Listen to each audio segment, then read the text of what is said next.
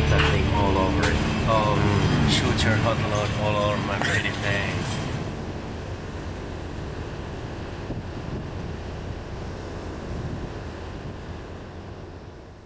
No niin, tossa vetästiin lautalla Saksaa ja jettiin öylitä tänne Amsterdamiin.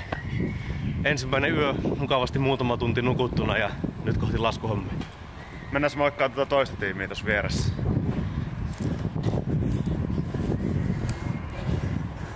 Hey Klaus. Morning, boys. Morning. It's Klaus Finne here from Norway. Yep, that's correct. How was the ride? The ride down here was pretty long. Pretty long. Yeah. But what are you driving? It's a Ford Ranger, Wild Track Edition. Yeah, it's a pretty badass truck. What it's got like 3.0 liter engine? 2.5. 2.5. Yeah, it's doable. Diesel. Yeah, it's a diesel. Pretty good. Where's Nicholas? Nicholas is inside, I think. So let's go skiing. And yeah, let's go see our car. Meillä oli pieniä ongelmia saada auto. Meillä oli siis hyvä plääni hoidettuna tähän, joka sitten kosahti aivan 100%. Kymmeniä puheluita, ei mitään tulosta ja lopputulemana on se, että lähdetään liikenteeseen mun äidiltä ostetulla farmaripeugeotilla.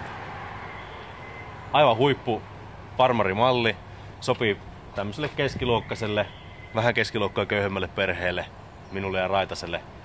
1.6 kone, teippaukset laitettiin itse huoltoaseman pihassa. Sitten budjettivaihtoehto, mutta kyllä me täällä on tähän asti päästä. Kyllä. Hyvin se kulkee. Ei mitään valittamista. 120 menee rikki heittämällä. Alamäkeen. Alamäkeen. Rekaimussa. Okay, we are here right next to a canal and Klaus here has a nice idea. What are we gonna do? Well, we're pretty much just gonna go skiing on the canal here in Amsterdam. And we're gonna use the car as a towing device and put some ropes behind it and try and go with my poskis.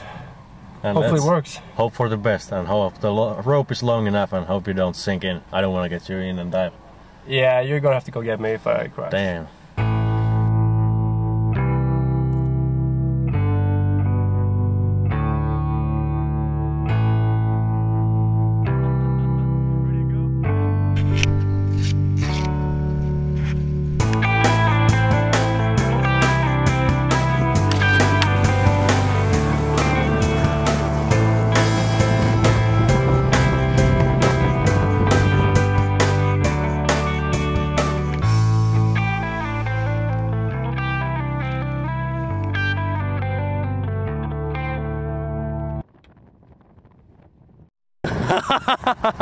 How about that?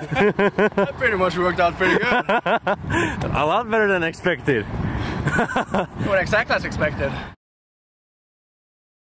Tässä painetaan kohti Landgrafia, maailman isointa sisälaskettelukeskusta.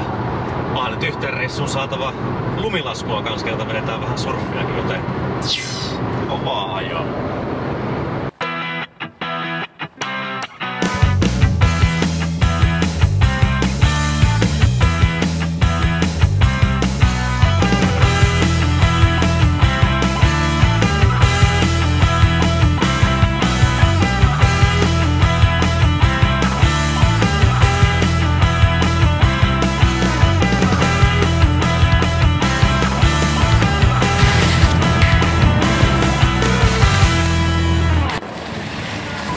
No niin, nyt on laskemiset laskettu täällä Landgrafin hallissa.